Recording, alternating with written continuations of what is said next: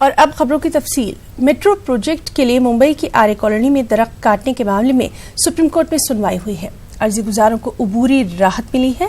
अब 21 अक्टूबर तक आर्य में दरख्तों की कटाई नहीं की जाएगी। वहीं सुप्रीम कोर्ट ने मामले में महाराष्ट्र हुकूमत से जवाब तलब किया है। वाज़ेह रहे कि बीएमसी ने आर्य कॉलोनी में 2600 पेड़ों को काटने की मंजूरी दी थी, जबकि आर्य कॉलोनी के जंगल में 27 छोटे छोटे गांव भी आबाद हैं।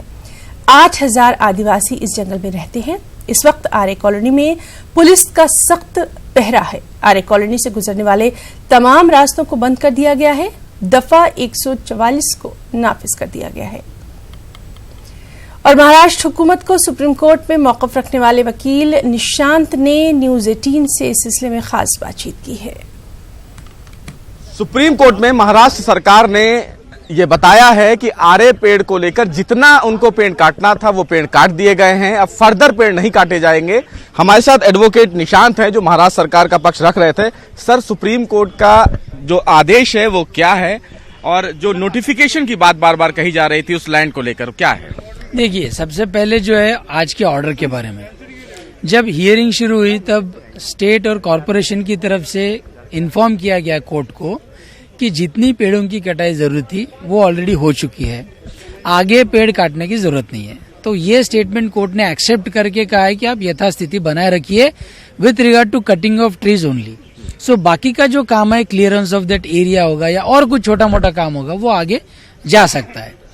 अब रही दूसरी बात नोटिफिकेशन के बारे में, अब स्टेट गवर्नमेंट अपना एफिडेविट फाइल करेगी और ये पॉइंट आउट करेगी कि ये एरिया जो है, पर्टिकुलर एरिया, ये फॉरेस्ट एरिया नहीं है, एक बात।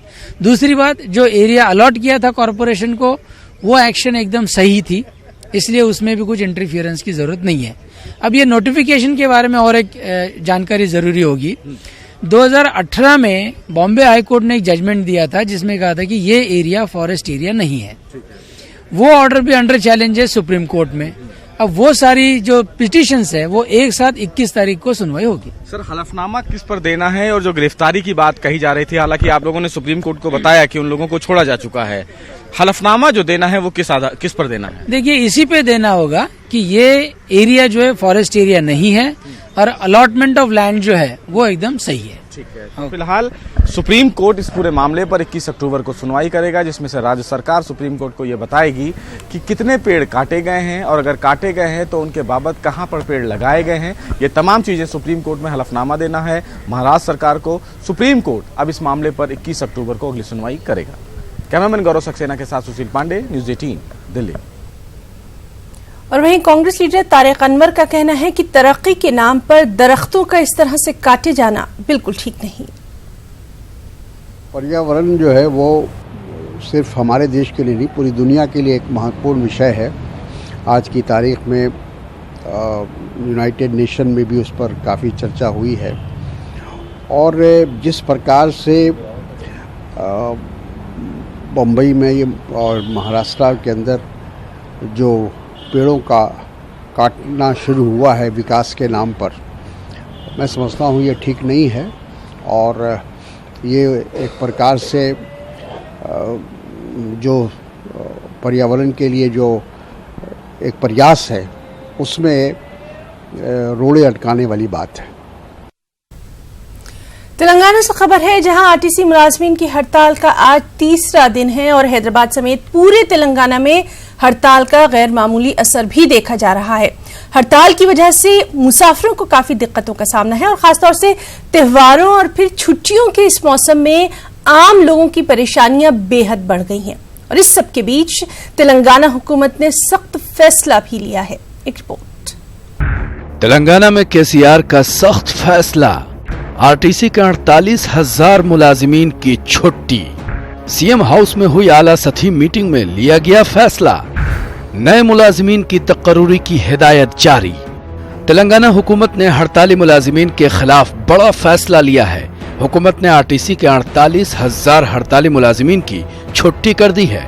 वजीर आला केसीआर ने आरटीसी में नए मुलाजिमीन की फौरी तकर्रुरी की हिदायत भी जारी कर दी है। सीएम ने कहा है कि आरटीसी में नई तकर्रुरी के दौरान दरखास्त गुजारों से गारंटी ली जाएगी कि वो नौकरी के दौरान किसी भी यूनियन का हिस्सा नहीं बनेंगे।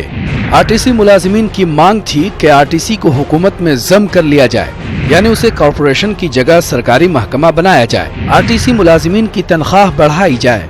असल में 5 अक्टूबर को मैनेजिंग डायरेक्टर सुनील शर्मा ने हड़ताल को गैर कानूनी बताया था। सुनील शर्मा ने मुतनब्बा किया था कि हड़ताली मुलाजिमीन नौकरी से निकाल दिए जाएंगे। वहीं केसीआर ने इस ज़िम्न में कई बातें की हैं। रोड ट्रांसपोर्ट कॉरपोरेशन 40 साल से मुश्किल में है। ये परेशानियां कभी कभी ब्लैक मेलिंग का जरिया बनती जा रही हैं। आरटीसी मुलाजिमीन की हड़ताल गैर कानूनी है। मुलाजिमीन को औसतन 50,000 तनख्वाह मिल रही है, जबकि रोड ट्रांसपोर्ट कॉरपोरेशन की हालत खस्ता है। ट्रांसपोर्ट निजाम की नई सूरतगिरी के लिए हुकूमत ने सुनील शर्मा को जिम्मेदारी दी। सुनील शर्मा की सदारत में 3 रुकनी टीम तश्कील दी गई है। 15 दिन के अंदर हालात को मामूल पर लाने की हिदायत। आपको बताते कि इस वक्त Telangana state road transport corporation के 39,340 मुलाजिमीन हैं और कॉन्ट्रैक्ट वर्करों में से सिर्फ 1200 ही बचे हैं। दरअसल आंध्र प्रदेश में जगन मोहन रेड्डी ने स्टेट रोड ट्रांसपोर्ट को हुकूमत में जम कर लिया है, जिससे तेलंगाना में भी आरटीसी के मुलाजिमीन की उम्मीदों को तक़वियत मिली थी, लेकिन हुकूमत के सख्त मौक़िफ़ से टकराकर उनकी उम्मीदें पारा पारा होती मालूम हो रही हैं। Bureau report, news 18 Urdu. Greater Noida Shahberi के डायरेक्टर और खरीदार ने गैर मुअय्यना मुद्दत के लिए भूख हड़ताल का ऐलान कर दिया है। शाहबेरी के डायरेक्टर और खरीदार 11 अक्टूबर से हड़ताल पर बैठने वाले हैं। ग्रेटर नोएडा अथॉरिटी ने शाहबेरी में गैर कानूनी तामीरात को मुनहदिम करने को कहा था। वाज़ेह रहे कि गुज़िश्ता 17 जुलाई 2018 में 2 इमारतें गिर गई थीं, जिनमें 9 लोगों की मौत हुई थी। जैसे जैसे 17 अक्टूबर की तारीख करीब आ रही है, वैसे वैसे अयोध्या तनाज़े पर बयानबाजियों का सिलसिला भी लगातार जारी है। योगी आदित्यनाथ ने गुज़िश्ता रोज राम मंदिर तामीर के ताल्लुक से कहा था कि बहुत जल्द खुशखबरी आने वाली है। इसी सिलसिले में बाबरी मस्जिद के मुद्दई इकबाल अंसारी ने न्यूज़ 18 से खास बातचीत की और इस बातचीत में उन्होंने कहा कि खुशखबरी के लिए और भी बहुत सी चीजें हैं। क्या कुछ कहा, देखिए। जो 17 अक्टूबर की तारीख नजदीक आ रही है, अयोध्या सुर्खियों में होता जा रहा है। कल योगी आदित्यनाथ ने गोरखपुर के कार्यक्रम में कहा कि राम मंदिर को लेकर जल्द ही खुशखबरी आने वाली है, तो केशव मौर्य ने भी उनकी बात का समर्थन किया। आखिर अयोध्या में क्या चल रहा है? अयोध्या में जो मुस्लिम पक्षकार है इकबाल अंसारी हमारे साथ मौजूद है। योगी आदित्यनाथ ने भी कहा राम मंदिर पर खुशखबरी आने वाली है। देखिए, माननीय मुख्यमंत्री जी, योगी जी साधु संत हैं, मुख्यमंत्री हैं। अयोध्या आते हैं तो कोई न कोई तोहफा दे ही जाते हैं। अयोध्या को बड़ा किया योगी आदित्यनाथ जी ने। अयोध्या में रामपैड़ी की जो है शुरुआत किया तो जो है योगी आदित्यनाथ जी ने, और दीपासों मनाया तो माननीय मुख्यमंत्री योगी जी ने। तो अयोध्या में खुशखबरी बहुत है। माननीय मुख्यमंत्री जी, योगी जी मुख्यमंत्री हैं, साधु संत हैं, अयोध्या धार्मिक नगरी है। अगर कोई खुशखबरी आती है तो बड़ी अच्छी बात है। हम तो जो है सहमत हैं कि अयोध्या का विकास होना चाहिए, रोजगार मिलना चाहिए, अयोध्या के लोग खुश रहें। अगर मुख्यमंत्री योगी जी के होते हुए अयोध्या का विकास हो जाएगा। बहुत से काम जो है अयोध्या में बाकी है। लेकिन वो ये कह रहे हैं कि राम मंदिर की खुशखबरी आने वाली है। मसला सुप्रीम कोर्ट में है, 17 अक्टूबर तक सभी को अपना पक्ष रखना है। देखिए, सवाल यहाँ बाबरी मस्जिद जन्मभूमि का, ये मसला सुप्रीम कोर्ट में है और को जो है कोर्ट के जो मसले कोर्ट में है वो कोर्ट जाने। और माननीय मुख्यमंत्री योगी जी आदित्यनाथ जी जो है, योगी जी मुख्यमंत्री है, साधु संत है। अयोध्या में बहुत सी इसकी जरूरत है, उसको वो दे रहे हैं। और लोग यहाँ भी ये कह रहे हैं कि अब जल्द ही राम मंदिर बनेगा, भव्य मंदिर बनेगा। फैसला सबको उम्मीद है कि उनके पक्ष में आएगा। देखिए, अब जो है जितने भी नेता हैं अपनी अपनी बात कहने का हक है। लोग अपनी अपनी बात कहते रहेंगे। जो कुछ सरकार को करना वो कोर्ट अपना काम करेगा। हम लोग तो साफ कहते हैं जो भी फैसला आएगा कोर्ट उसको हम मानेंगे। तो देखा, ये थे इकबाल अंसारी। इनका साफ तौर पर कहना है कि मुख्यमंत्री जो कह रहे हैं वो एक साधु हैं, अयोध्या का विकास करें, बहुत सारे काम उन्होंने किए हैं, लेकिन राम मंदिर का मसला जो है वो अदालत उसका फैसला करेगी। अदालत सबूतों और साक्ष्यों के आधार पर करता है। अयोध्या में लगातार नेता सियासत कर रहे हैं, लेकिन इकबाल का भी कहना है कि सियासत से अलग हटकर विकास की बात करें लोग। वीडियो जर्नलिस्ट अखिलेश साथ Ajit Singh, news 18 India, Ayodhya. Doctor Ramvilas Das Vedanti ने अयोध्या मामले पर बयान दिया। उन्हें भरोसा है कि सुप्रीम कोर्ट उनकी हिमायत में फैसला सुनाएगा और उन्होंने इस ताल्लुक से मुसलमानों का खासतौर पर शुक्रिया अदा किया और अयोध्या के मुसलमानों की तारीफ की है। न्यायालय के निर्णय की प्रतीक्षा हम लोग कर रहे हैं। हमको पूर्ण विश्वास है कि न्यायालय के विद्वान न्यायाधीशों ने जो निर्णय लिया है कि हम 18 अक्टूबर तक सुनवाई करेंगे। न्यायालय को पता है कि जहां राम लला विराजमान है उसके नीचे नासा के उपग्रह ने देखकर बताया था कि उसके नीचे शंकर भगवान का मंदिर है और वहां शंकर भगवान विराजमान है। वादी कश्मीर के बेशतर इलाकों से बंदिशें हटा दी गई हैं, ताहम कई इलाकों में दफा 144 नाफिज है। वादी में आज भी हालात में कोई तब्दीली नहीं देखी जा रही। ताहम मामूल के मुताबिक सुबह के औकात में दुकानें खुलती हैं, ताहम दिन भर ये दुकानें बंद ही रहती हैं। वहीं सड़कों पर निजी गाड़ियों की आमदोरफ्त जारी है, ताहम पब्लिक ट्रांसपोर्ट आज भी सड़कों से गायब है। वादी में अगरचे तालीमी इदारे खुले हैं, मगर स्कूलों में तलबा की हाजिरी ना के बराबर है। वहीं टेली मवासलात निजाम के ठप रहने से लोगों को काफी मुश्किलात का भी सामना है।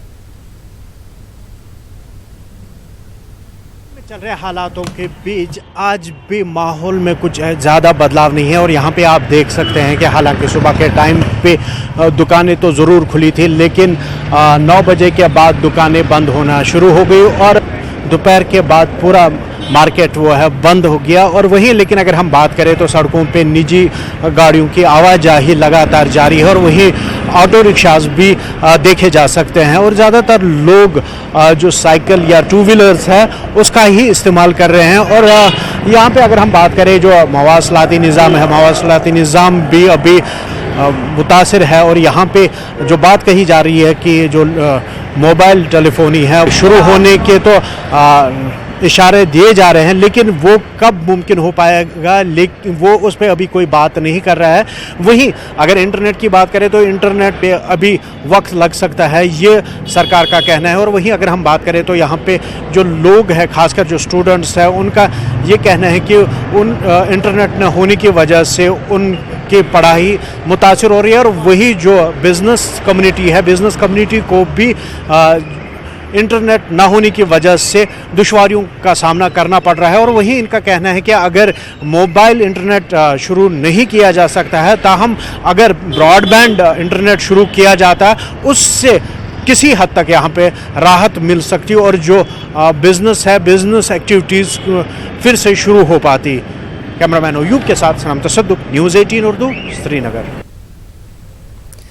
बीजेपी लीडर शाहनवाज हुसैन ने न्यूज़ 18 से खास बातचीत की और कहा कि बिहार में सब कुछ ठीक है, बीजेपी और जेडीयू में कोई तनाज़ा नहीं है। बात करते हैं बीजेपी के राष्ट्रीय प्रवक्ता सैयद शाहनवाज हुसैन से। शाहनवाज जी, जिस तरह से गिरिराज सिंह की तरफ से कहा जा रहा है कि पूजा पंडालों में जो भक्त नहीं पहुंच रहे हैं या दुर्गा पूजा मनाने में उनको जो व्यवधान का सामना करना पड़ रहा है उसके लिए माफ़ी मांग रहे हैं एनडीए की तरफ से, यानी बीजेपी जेडीयू दोनों की तरफ से माफ़ी मांग रहे हैं। देखिए, बिहार में सब कुछ ठीक है। हमारा ध्येय है बिहार के लोगों की सेवा, और जो विपत्ति आई पानी की वजह से, बारिश की वजह से, पुनपुन का जल स्तर ऊंचा हो गया, उस वजह से इसका हम मिलकर मुकाबला करेंगे। बीजेपी और जेडीयू में कोई विवाद नहीं है, हम इकट्ठे एकजुट होकर बिहार की सेवा में लगे। लेकिन जेडीयू के प्रधान महासचिव केसी त्यागी हैं, उनकी तरफ से कहा जा रहा है कि विपक्ष की जरूरत ही नहीं है, विपक्ष से ज़्यादा आक्रामक, तेजस्वी से ज़्यादा आक्रामक तो गिरिराज सिंह हो रहे हैं, उनको पार्टी आलाकमान की तरफ से उन पर रोक लगानी चाहिए, उनकी बयानबाजी पर। नहीं, कोई भी बयान, किसी भी दल के नेता का बयान, बयान पर बयान सही नहीं है गठबंधन के लिए। ये बयान पे बयान जो हो रहा है ना, ये इसका नुकसान होता है। हम सब का ध्येय है बिहार का विकास और उस पर ध्यान देना चाहिए। बयान की जगह जो विपत्ति आई है, जो आपदा आई है, उससे कैसे मुकाबला किया जाए, सारे राजनीतिक दल को उस पर ध्यान देना चाहिए। बहुत बहुत धन्यवाद। तो ये थे बीजेपी के राष्ट्रीय प्रवक्ता सैयद शाहनवाज हुसैन। कैमरामैन वैभव के साथ अमितेश, न्यूज़ 18 दिल्ली।